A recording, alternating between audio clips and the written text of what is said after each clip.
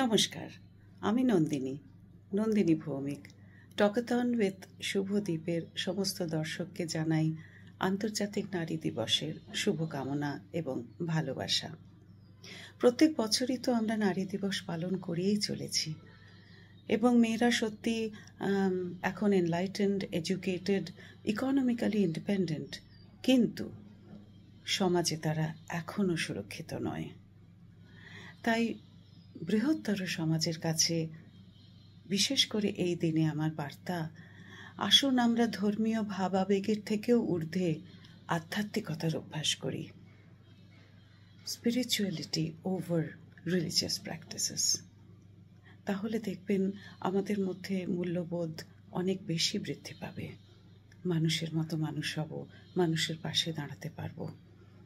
এইটুকু আমার আজকের নারী দিবসের দিনে খুব বেশি করে মনে হচ্ছে, কারণ মেয়েদের ভালো থাকতে হবে, তারাই তো অর্ধেক আকাশ, তাই না?